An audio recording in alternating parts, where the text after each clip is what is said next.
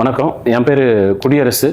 IPS 2021 batch. இப்போ presently posted in திருப்புராவாக இருக்கேன். யூபிஎஸ்சியை பொறுத்த வரைக்கும் அது ஒரு 3 பார்ட்டாக இருக்குது. ப்ரிலிம்ஸ், மெயின்ஸ், அதுக்கப்புறம் இன்டர்வியூன்னு சொல்லிட்டு இது எல்லாமே ஒரு இன்டர்கிரேட்டட் அப்ரோச் தான். நீங்கள் இன்டர்கிரேட்டடாக பண்ணி தான் ஆகணும். இப்போ ப்ரிலிம்ஸ் எடுத்துட்டிங்க அப்படின்னா அதில் உங்களுக்கு என்னென்னா டிஃப்ரெண்ட் சப்ஜெக்ட் இருக்கும். எல்லாரும் எப்படி கான்சன்ட்ரேட் பண்ணுவாங்கன்னா, எனக்கு நான் பாலிட்டியில் வீக்காக இருக்கேன், எக்கனாமியில் வீக்காக இருக்கேன், இல்லைனா என்விரான்மெண்ட்டில் சிலது வீக்காக இருக்கேன், இல்லை எனக்கு இது அட்வான்டேஜ் சப்ஜெக்ட் அப்படின்னு சொல்லிட்டு சொல்லுவாங்க.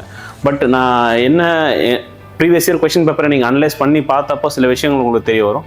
வித்தின் அந்த பெரிய டாப்பிக்குள்ளே சப் டாபிக்ஸ் நிறையா இருக்குது. இப்போ நீங்கள் என்விரான்மெண்ட் எடுத்திங்கன்னா உள்ளுக்குள்ளே அக்ரிகல்ச்சர் நிறையா வெயிட்டேஜ் இருக்கும். ஆனால் அது நமக்கு பெருசாக கான்சன்ட்ரேட் பண்ண மாட்டோம். அதே மாதிரி இந்தியன் பாலிட்டி எடுத்தோம்னா நம்ம ஸ்டாட்டிக் பார்ட்டு சில இதெல்லாம் கான்சன்ட்ரேட் பண்ணுவோம். லிங்க்டு வித் கரண்ட் அஃபேர்ஸ் இதை நம்ம பெருசாக கான்சன்ட்ரேட் பண்ண மாட்டோம். ஸோ நமக்கு எந்தெந்த ஏரியாவில் வீக் ஏரியான்னு கண்டுபிடிக்கிறதுக்கு நம்ம இந்த ப்ரீவியஸ் இயர் கொஷின் அனாலிசிஸ் நீங்கள் பண்ணிகிட்டே இருக்கணும். அப்போ பண்ண உங்களுக்கு ஏரியா ஒரு பெரிய டாபிக், அதில் சப் டாபிக், இதில் எது எனக்கு வருது வரலான்ட்டு தெரிஞ்சிடும். அப்புறம் எது வரலையோ அதை நோக்கி நீங்கள் ஒர்க் பண்ண ஆரம்பிக்கலாம்.